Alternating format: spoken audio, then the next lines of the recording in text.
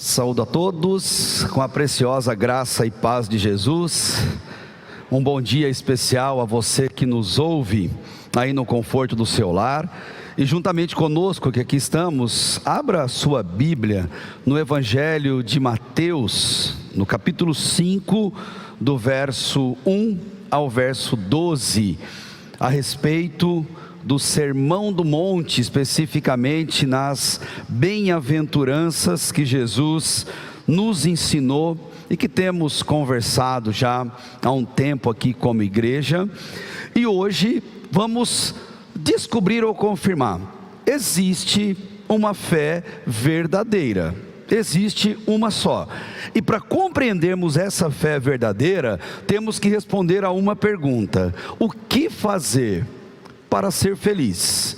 Jesus estava preocupado com essa questão, e diante do seu povo reunido, ele vai explicar a cada um deles qual é o verdadeiro sentido, ou qual é o padrão de uma felicidade verdadeira. Em Mateus, no primeiro ponto do Sermão do Monte, ele vai se preocupar com essa realidade. O primeiro evangelho em ordem cronológica não é Mateus, mas ele está colocado na Bíblia como primeiro, porque ele faz uma ponte natural com o Antigo Testamento, com as últimas profecias do Antigo Testamento. Esse evangelho de Mateus, onde Jesus faz esse discurso, ele foi escrito por um judeu, escrito para judeus, para dizer aos judeus que Jesus, um judeu, ele era o rei dos judeus e consequentemente o rei de todos nós, o rei das nossas vidas, como estava profetizado. Dentre os papéis que um rei possuía, um deles, talvez o principal, era ensinar os seus súditos, ensinar como ter uma vida melhor. E Jesus faz isso.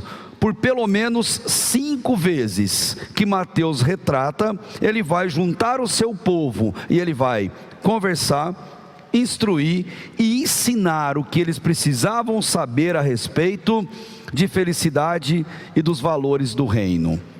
O Sermão do Monte, em Mateus 5, 6 e 7, é o primeiro desses 5 discursos que Jesus apresentou.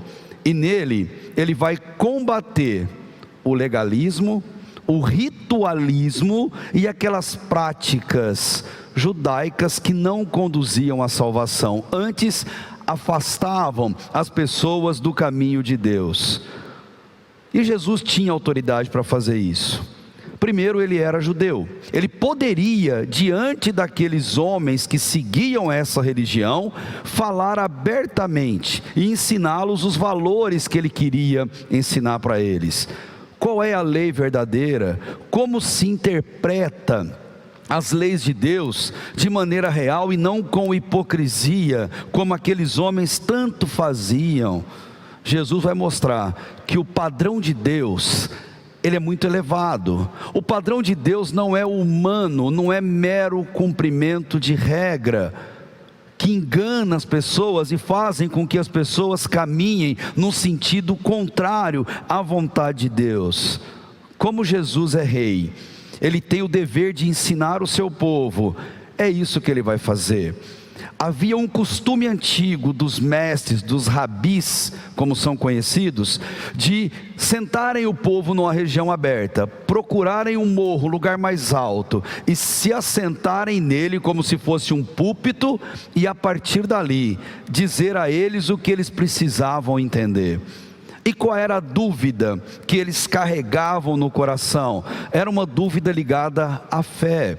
E Jesus quer dizer para eles: gente, existe uma fé verdadeira, mas é uma só, todas as demais não são reais, não são verdadeiras, não produzem frutos no reino e muito menos fruto para a eternidade. Uma fé verdadeira, ela se liga a pessoas, ela se importa com pessoas. Uma fé verdadeira tem a ver com relacionamento entre gente, não legalismo, ritualismo barato.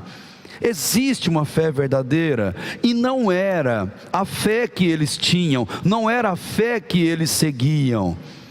Mas a pergunta é: será que é a fé que nós seguimos? Será que a nossa fé, ela é verdadeira? E Jesus, percebendo essa angústia, Ele vai responder para eles: o que fazer para ser feliz? O que é a tal da felicidade?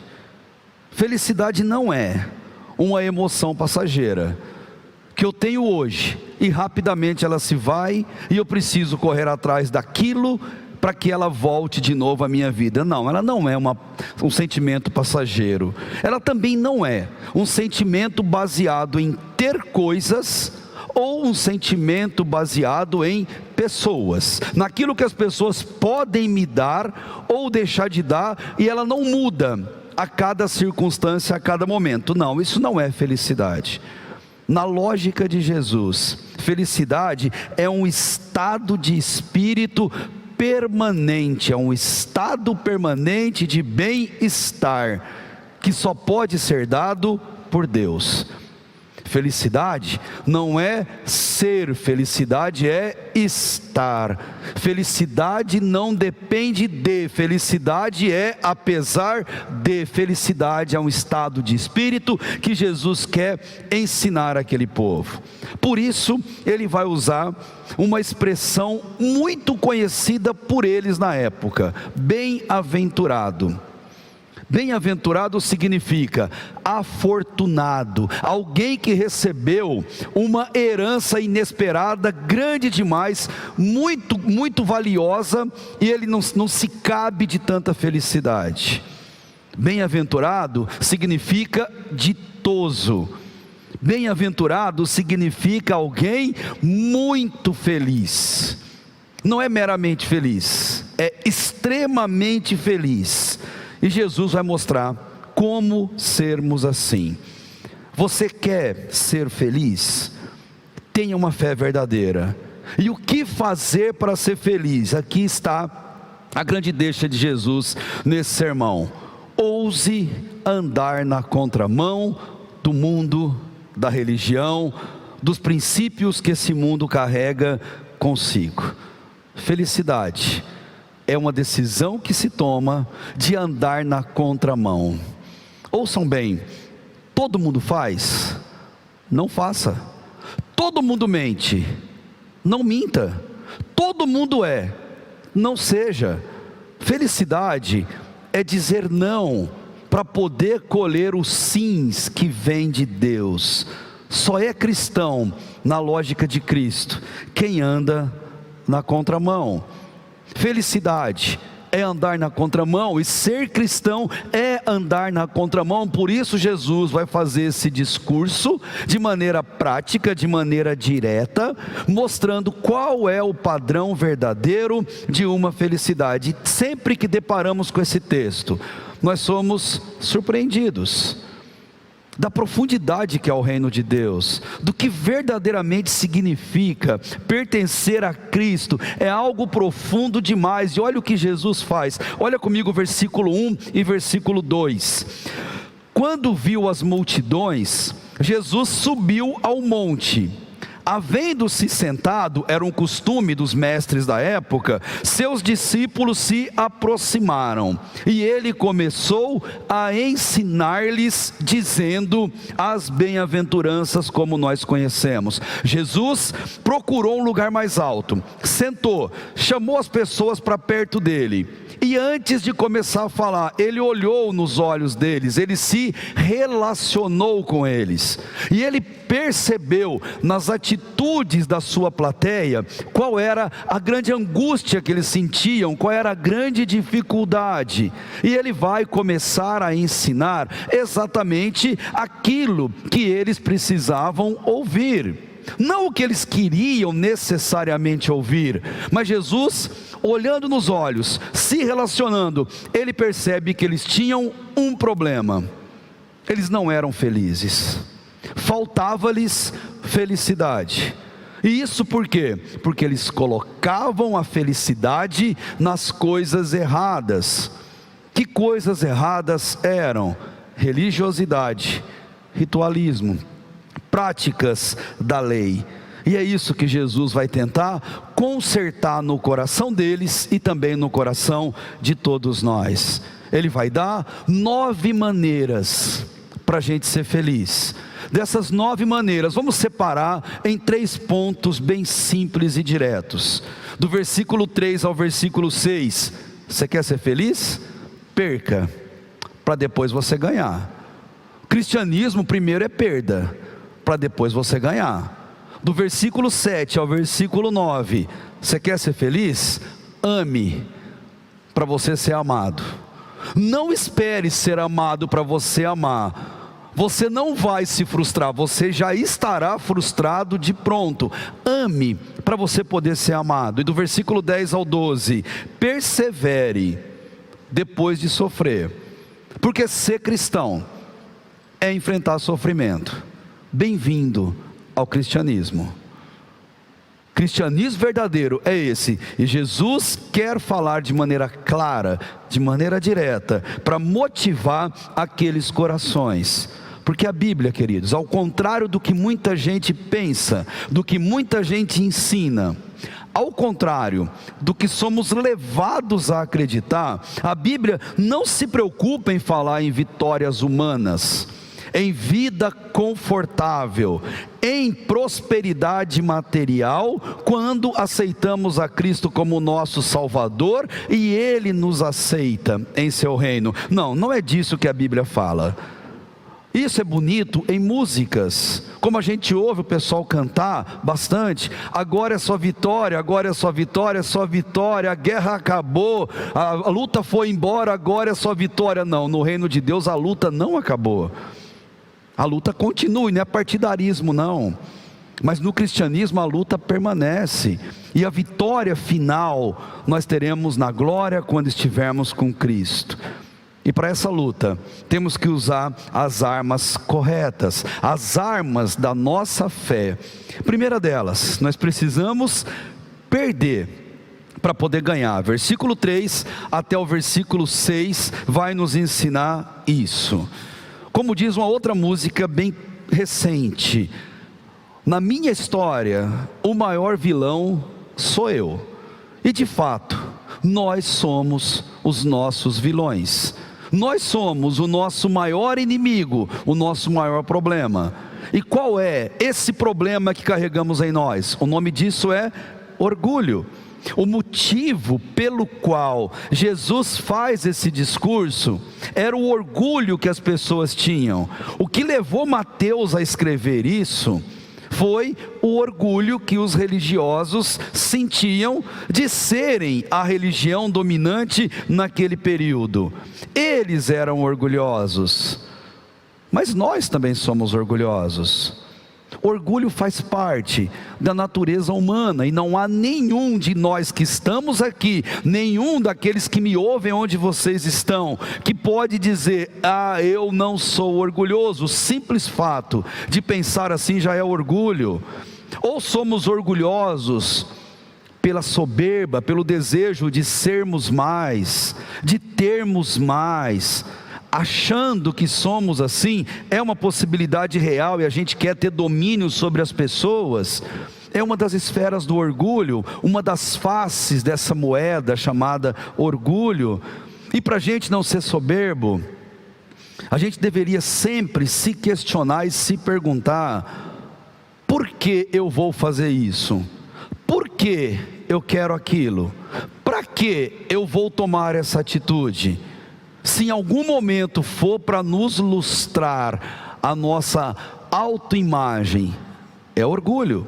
Perguntas sinceras que nós devemos fazer: nossos filhos são orgulhosos? Será que eles são? Será que eles se acham reis, rainhas, príncipes ou princesas, donos do mundo, e o mundo gira em torno deles? Nós temos que fazer essa pergunta.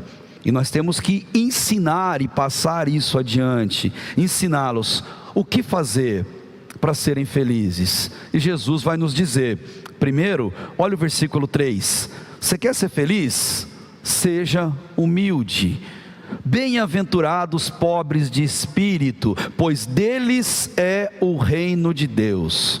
O reino de Deus só pertence a quem é pobre, miserável de espírito. O que isso significa?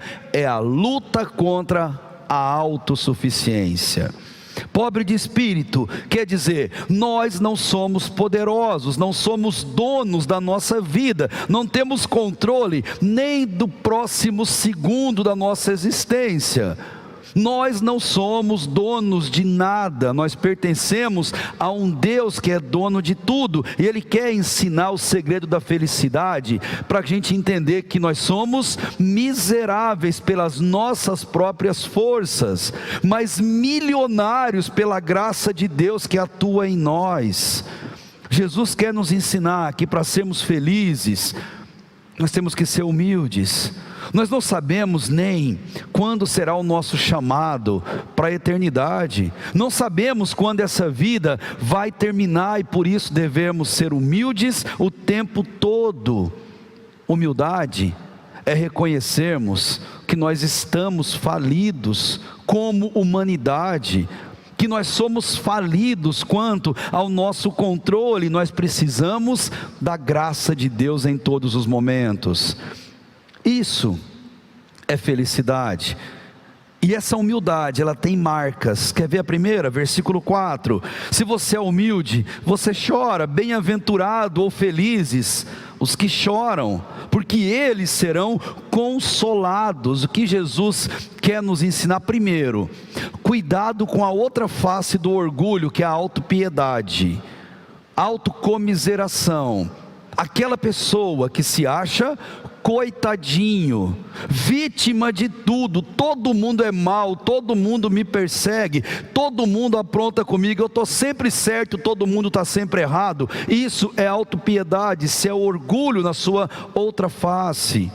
E Jesus quer ensinar, combata isso. Sabe como? Olhe para o espelho quando você acordar de manhã, e quando você estiver ali para escovar o seu dente ou lavar o seu rosto, olhe para o espelho e diga, você não é coitadinho. Nós não somos coitadinhos, nós não somos vítimas da sociedade. E andar na contramão é olhar para o nosso interior e perceber que grande parte, se não todos, os nossos problemas somos nós que causamos, ou somos nós que de alguma forma os procuramos. Nossos problemas, em regra, eles não estão nas outras pessoas à nossa volta, mas estão conosco. Sabe o que Jesus quer ensinar no Sermão do Monte? Um cristão, ele não deve olhar para o mundo e querer que o mundo mude. O cristão é ele que muda. A mudança é individual, a mudança é pessoal, não são as pessoas que têm que mudar, porque elas não mudarão, dependendo da nossa força, não vão mudar. Quem tem que mudar somos nós, nossa atitude, nossa maneira de enxergá-las. Ou melhor, você quer mudar o mundo? Mude você. Você quer mudar as pessoas? Mude você, ou mude-as mudando a você mesmo. Esse é o segredo da felicidade.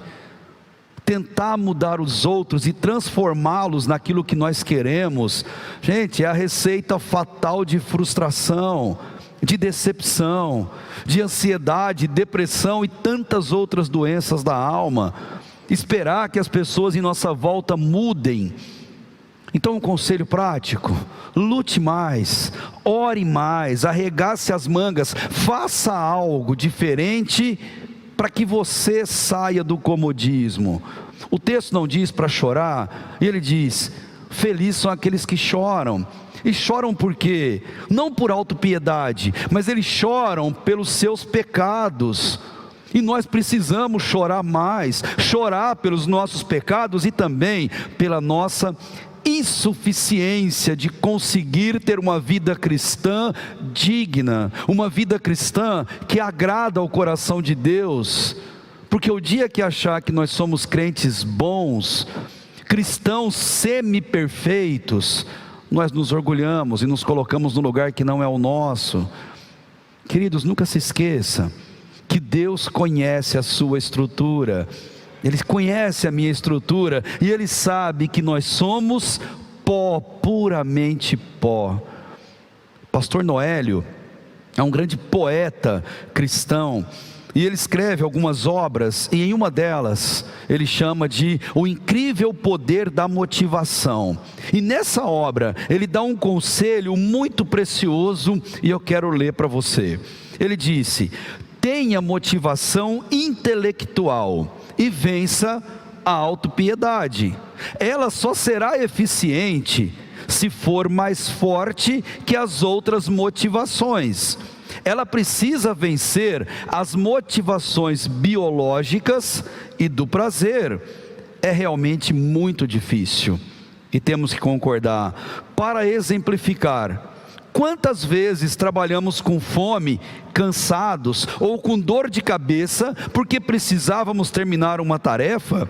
Pessoas que agem assim, e são uma minoria, infelizmente, são fortes e estão no comando de suas vidas. A maioria das pessoas se deixa dominar pelas motivações biológicas, e pessoas dominadas pela preguiça e pela apatia obedecem primeiro às motivações biológicas e, consequentemente, são muito limitadas.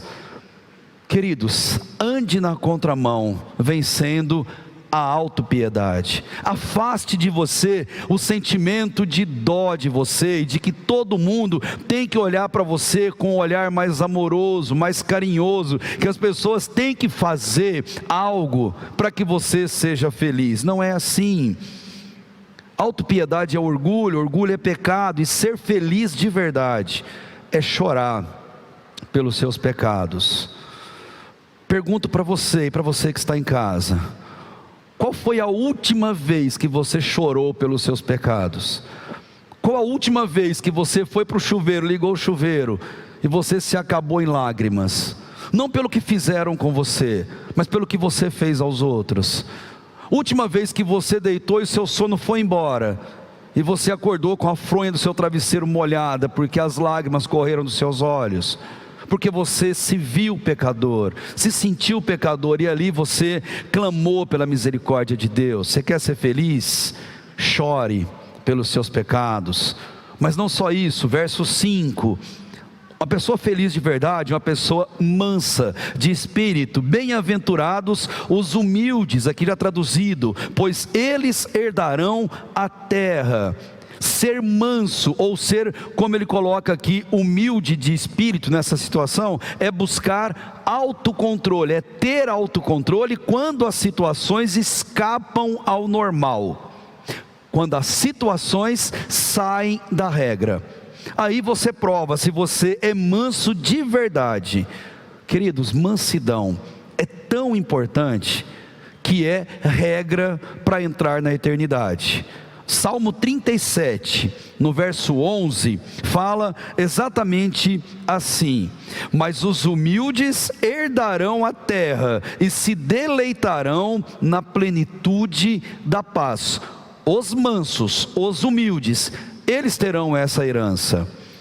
Mansidão é demonstrada com as nossas ações quando algo sai do controle, quando somos frustrados ou quando alguém nos diz não. Você prova a sua mansidão, por exemplo, quando você está praticando esporte e alguém fala o que você não gosta de ouvir, e alguém faz algo que você não concorda. Qual é a sua atitude cristã quando você pratica esporte? Mansidão você prova quando está dirigindo seu automóvel e você faz alguma barbeiragem contra alguém, e esse alguém fala coisas, aponta dedo e fala algo que te ofende. Você mostra ali qual é a sua mansidão. Qual é a sua atitude? Me desculpa, não te vi, foi no meu ponto cego, me perdoa. E o cara está falando e você diz: me perdoa, eu errei, eu assumo que eu errei. Ou quando alguém te fecha no trânsito, bate no seu carro, qual é a sua atitude? Mansidão é entender que as pessoas erram. Mansidão é estender as nossas mãos e dizer: vai em paz, tranquilo. Você errou, mas eu também erro, e nós erramos conjuntamente.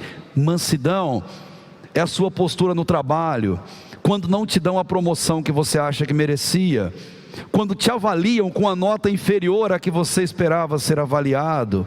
Mansidão você mostra quando chega para trabalhar e alteraram o seu horário sem te consultar, quando fazem alguma coisa que você não concorda, quando o teu chefe tem uma atitude que você não concorda. Mansidão é o como você lida com isso. Você fecha a cara, faz bico, vira inimigo de todo mundo, escreve, fala, faz alguma coisa que ofende. Mansidão se prova nas frustrações da vida. E queridos, creiam numa coisa: o cristão, ele é visto na reação e não na ação. O cristão verdadeiro, ele é visto na ação que ele exerce, na reação diante de circunstâncias adversas em que ele está inserido. Pergunto: você é manso? Faz parte do seu caráter a mansidão? Se sim, você é uma pessoa altruísta. E se você tem a mansidão, você tem a eternidade como herança para a sua vida. O nosso maior modelo é Jesus, e se tem uma característica que Jesus tinha, era mansidão. Ele mesmo disse: eu sou manso e humilde de coração. Jesus, quando ofendido, não retrucava, quando agredido, não ofendia, não resmungava, antes ele perdoava as pessoas que faziam aquilo com ele. Se você quer ser feliz, verso 6, tenha fome de justiça. Bem-aventurados os que têm fome e sede de justiça, pois eles serão saciados. O que é justiça? O que é fome? O que é sede? É agir ao contrário do que os judeus agiam. O mal dos fariseus, dos judeus, dos escribas, é que eles acreditavam numa justiça própria. Eles achavam que eles tinham, porque eles eram legalistas. Eles achavam que eles eram justos, mas não há um justo, nenhum sequer. Mas eles não entendiam isso, eles não conseguiam compreender essa realidade. E Paulo vai falar por pelo menos 2 vezes isso de maneira muito clara. Em Romanos 10, no verso 3, ele fala: pois não reconhecendo a justiça de Deus e procurando estabelecer a sua justiça própria, não se sujeitaram à justiça de Deus. Esses não são aqueles que vão herdar a terra. Querido, não há mérito em nossas ações. Nós não somos justos, e nossos atos, por melhores que sejam, por mais justos que sejam, eles não passam de trapo de imundícia, vai dizer a palavra de Deus. Em Filipenses 3:9, Paulo completa essa ideia dizendo: e ser achado nele, não tendo por minha a justiça que procede da lei, mas sim a que procede da fé em Cristo, a saber, a justiça de Deus que procede da fé. Isso só se consegue buscando um relacionamento íntimo com Deus. Você quer ser feliz de verdade? Então também faça uma segunda coisa: ame, para depois você ser amado. Verso 7 até o verso 9 vai nos mostrar isso. Amar uma pessoa é algo muito profundo. Amar significa ter um compromisso sério, não só com a parte física e emocional, mas ter um relacionamento sério com o espírito, com a vida espiritual daquela pessoa. Amar significa aceitar o pacote, saber que ali vem qualidades, sim, mas vem defeitos também. Ou como dizia um pastor, é adotar um cachorrinho, mas é bonitinho, o bichinho é legal, sim, mas o bichinho vem com pulga, a pulga vem junto. E eu preciso entender que a pessoa tem tudo isso nela. A lógica de Cristo é assim: nós devemos amar, e ponto. O cristão ama, porque amar é viver na contramão do mundo. E você vai estar pensando agora: Pedrosa, mas todo mundo ama, de uma forma ou de outra nós amamos. Queridos, não é bem assim. Jesus ensina no Sermão do Monte que você quer ser amado? Ame, ou seja amado amando. Sabe o que ele quer ensinar? É até filosófico isso. Existe uma reciprocidade espiritual no ato de amar. Não espere ser amado, seja amado amando. Essa é a lógica do reino de Deus. Fácil? Nem um pouco. Para nenhum ser humano é fácil viver assim. Você quer entender o que é esse amor que ele está explicando? Olha o verso 7. Amar aos outros e ser amado numa reciprocidade espiritual significa ser misericordioso. Bem-aventurados misericordiosos, pois eles alcançarão misericórdia. E misericórdia é demonstrar bondade às pessoas. Misericórdia é entender que as pessoas falham, que as pessoas erram, e diante do erro do outro, não é pena, não é dó. Diante do erro do outro você demonstra bondade. Não importa o tamanho do erro, não importa o nome do erro. Diante de uma falha de alguém, você deseja demonstrar bondade para que essa pessoa seja regenerada, reconstruída, comece de novo nos caminhos de Deus, para não mais se apartar dele. Gente, a palavra misericórdia, ela vem de uma raiz ligada ao útero. Misericórdia era uma prática, uma palavra ligada às mulheres, às mães. Mesmo que o filho erre 1 bilhão de vezes, uma mãe não abandona um filho. Uma mãe está lá de braço aberto, acompanha, ama, chora junto e busca a reconstrução dele. E a palavra de Deus diz que ainda que uma mãe abandone um filho, Deus ele não faz isso. Deus ele tem misericórdia e quer que os seus filhos sintam misericórdia dos outros. Queridos, não importa quem somos, pessoas erram. E qual é a nossa atitude diante do erro alheio? Os religiosos condenavam, expurgavam, os religiosos maltratavam aqueles que erravam. Os filhos de Deus andam na contramão, abraçam, acolhem e recepcionam. Tiago 2, verso 16, 13, ele diz que o juízo de Deus será sem misericórdia para aqueles que não usaram de misericórdia. Você ama de verdade? Qual o seu sentimento quando alguém erra com você? Se você ama, você é misericordioso. E segundo, não só misericordioso, verso 8: bem-aventurados os limpos de coração, pois eles verão a Deus.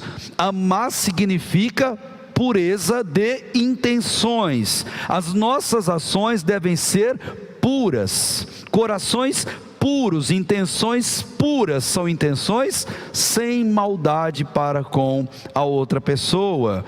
Pureza da alma é sinal claro de que alguém nasceu de novo, alguém que luta contra seus próprios desejos, mas ele olha para o próximo com aquela misericórdia, desejando o bem daquela pessoa e buscando de tudo para fazer isso. Como andam as suas intenções? Naquele assunto específico que o Espírito Santo tocar e incomodar o seu coração, como andam as suas intenções? Você quer saber o que fazer para ser feliz? Ame para depois ser amado. Só amando é que nós veremos a Deus. Hoje pela fé, amanhã veremos Ele face a face, o veremos como Ele é. João 14 versículo 9 ele mostra isso. Ame hoje, e amanhã você será recebido pelos braços de Cristo na glória, onde você poderá conhecê-lo como Ele verdadeiramente é na sua vida. Tem mais uma forma de mostrar amor pelas pessoas, que é ser pacificador. Olha o verso 9: bem-aventurados pacificadores, pois serão chamados filhos de Deus. E a primeira impressão que nós temos: Deus está me chamando para ser um mediador, para entrar em uma demanda entre duas pessoas e ajudar a resolver. Não, não é isso que ele está falando. O que Jesus quer mostrar nesse texto é que o mundo que não crê em Deus está em luta contra Deus. O mundo perdido está em guerra contra Deus, e nós que fomos tirados desse mesmo mundo e fomos salvos por Jesus, o que nós temos que fazer? Celebrar a paz entre as pessoas e Jesus, entre os perdidos e o reino de Deus. E como que se faz isso? Pela evangelização. Se amamos pessoas, nós queremos celebrar a paz entre elas e o reino de Deus. Queremos que elas alcancem esse privilégio, que é andar e servir a Deus em toda a sua vida. Isso é ser feliz. Não há felicidade maior do que ver uma alma entregue à cruz de Cristo, por meio de tanto esforço, trabalho, dedicação que você fez para a glória e honra de Deus. Isso é felicidade plena. Uma alma salva, gente, vale mais, e não é mero jargão, vale mais que o mundo inteiro. Nós temos que nos empenhar em evangelismo, em promover a paz entre as pessoas, porque pessoas com outras pessoas só encontram paz entre elas quando uma delas tem paz com Cristo.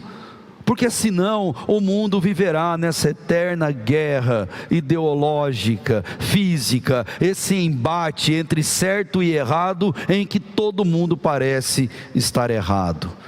Você quer saber o que fazer para ser feliz?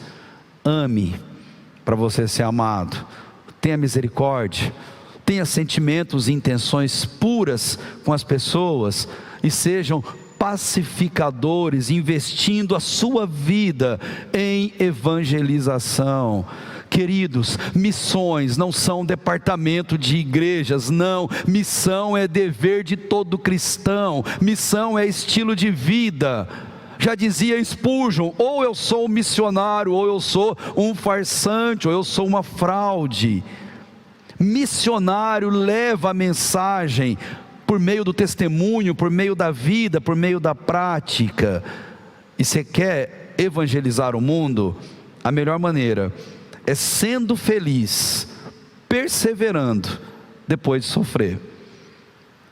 Como a perseverança em meio ao sofrimento é um potencial testemunho nessa humanidade caída em que nós vivemos. Versículo 10 ao versículo 12, veja o que diz o encerramento das bem-aventuranças. Bem-aventurados os perseguidos por causa da justiça, pois deles é o reino de Deus. Bem-aventurados sois quando vos insultarem, perseguirem e mentindo, esse é o ponto fundamental, disserem todo mal contra vós por minha causa. Alegrai-vos, exultai, faça uma festa, pois a vossa recompensa no céu é grande, porque assim perseguiram os profetas que viveram antes de vocês. Queridos, não há nada, absolutamente nada, que possamos fazer nessa vida para evitar que soframos, ou que pessoas que nós amamos sofram. Nada. Andar na contramão do mundo e da religião é entender essa realidade em nosso coração. A vida é feita de sofrimentos, de vitórias, mas de lutas. Por isso que dizemos: bem-vindo ao cristianismo. Vida com Deus é uma luta constante. Sempre estaremos num campo de batalha. Sempre seremos perseguidos pela nossa fé. É o que diz o versículo 10. Bem-aventurados os perseguidos, ou seja, todos os cristãos, todos os que servem a Deus. E nesse campo de batalha, nós temos que nos sentir privilegiados. Quando um cristão não sofre perseguição por expressar a sua fé em Cristo, ele deveria ficar preocupado que alguma coisa está errada, alguma coisa não está certa. Se em nenhum momento alguém faz um bullying comigo, alguém tira um sarro de mim, se tudo está muito normal, ele tem que ficar preocupado, seja em casa, no trabalho, com os amigos, com os vizinhos.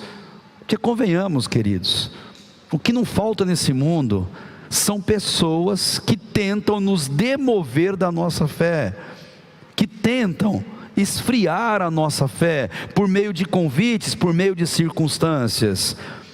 Sabe o que fazer para ser feliz? Aceite que ser cristão é ser perseguido, e tome uma atitude diante disso.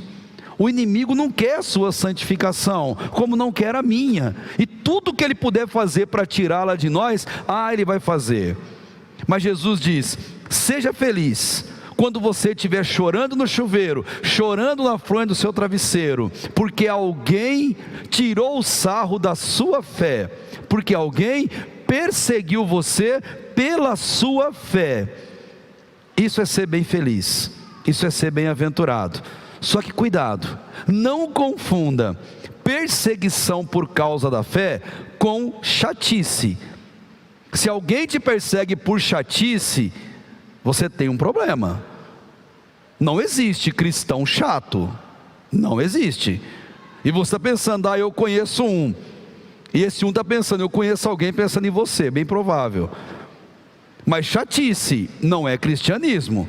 O cristão, ele transmite alegria, felicidade. O cristão, ele tem assunto para conversar. Ele consegue falar de tudo e transmitir amor, e transmitir alegria no que ele está falando.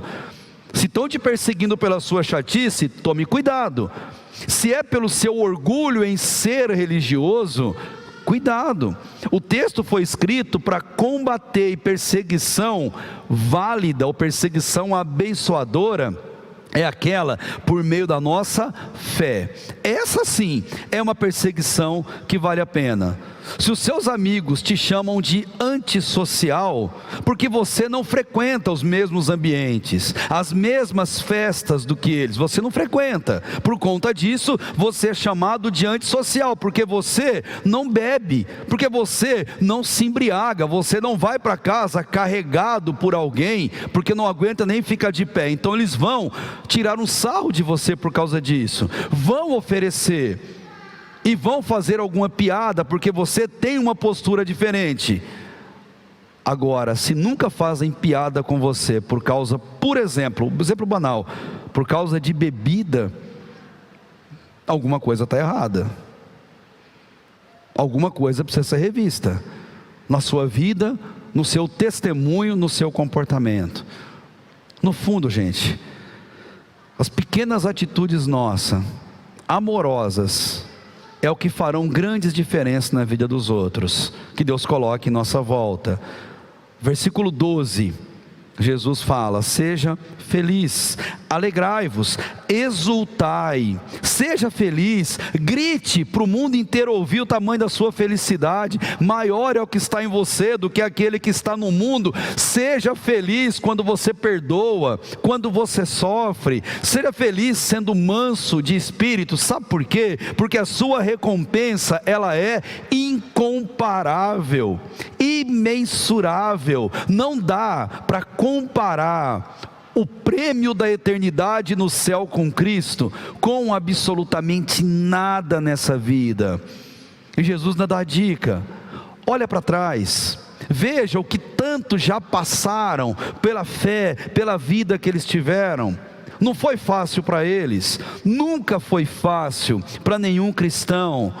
Eles sofreram perseguição, foram torturados, foram assassinados, sofreram toda forma de injustiça, e hoje nós sofremos uma perseguição ideológica, e está cada vez mais notória diante de todos nós.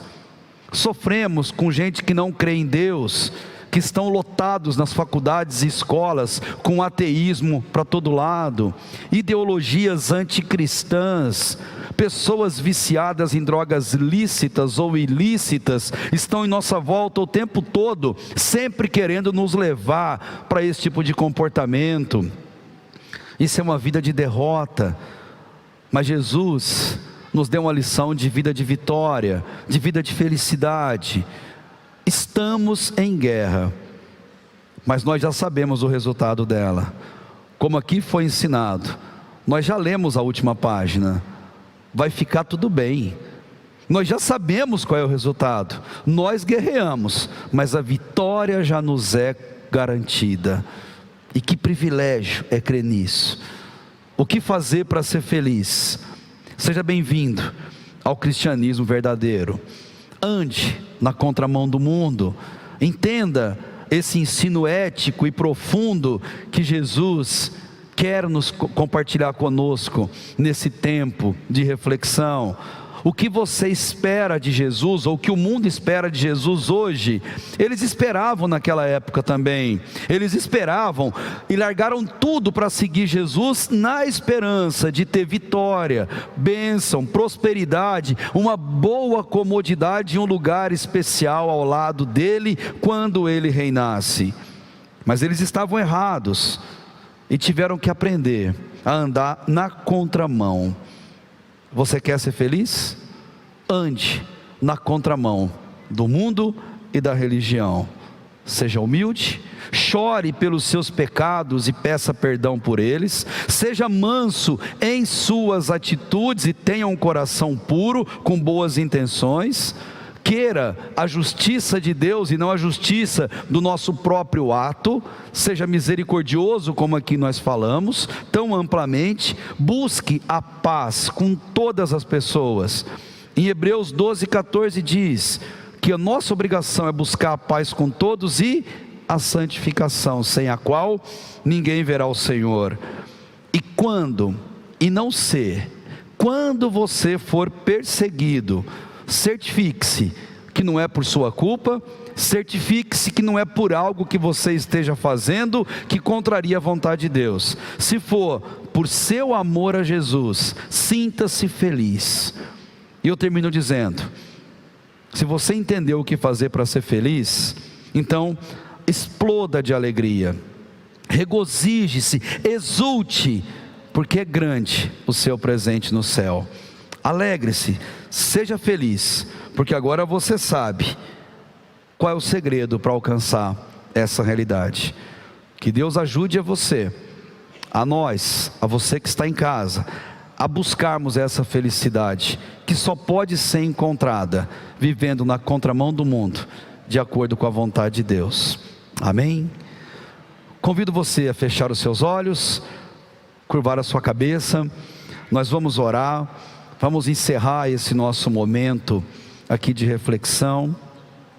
Responda no seu coração: você é feliz? Você tem andado na contramão do mundo? Se não, assuma esse compromisso diante da cruz de Cristo, nessa manhã, de buscar a vontade dEle, e encontrar a verdadeira felicidade na presença dEle. Obrigado, Deus, pelo dia lindo, por nossas vidas, por nos unir em torno da Tua Palavra. Obrigado por tudo que o Senhor falou, ó Deus, nesse texto, ao nosso coração. Reconhecemos que somos falhos, que temos uma dificuldade tão grande de compreender e de praticar essas verdades. Mas te agradecemos, Deus, porque antes de tudo, o Senhor conhece a nossa estrutura, sabe, Deus, que somos frágeis e pecadores, e o Senhor mesmo assim nos ama e declara uma fidelidade eterna para a nossa vida. Te louvo por isso, Deus, te agradeço de todo o coração, por cada um, Pai, que ouve essas palavras, por cada um que ora, Deus. E se há alguém nesse momento que carece da verdadeira felicidade, que o Teu Espírito Santo o convença, Pai, de buscar na fonte verdadeira, na única fonte cujo rio jorra para a vida eterna. E perdoa, Deus, aqueles que com sinceridade clamam por misericórdia, e nos ensine, Pai, a cada dia como viver e fazer a sua vontade. É o nosso desejo, Deus, e humildemente nós clamamos ao Senhor e fazemos isso em nome de Jesus. Amém e amém.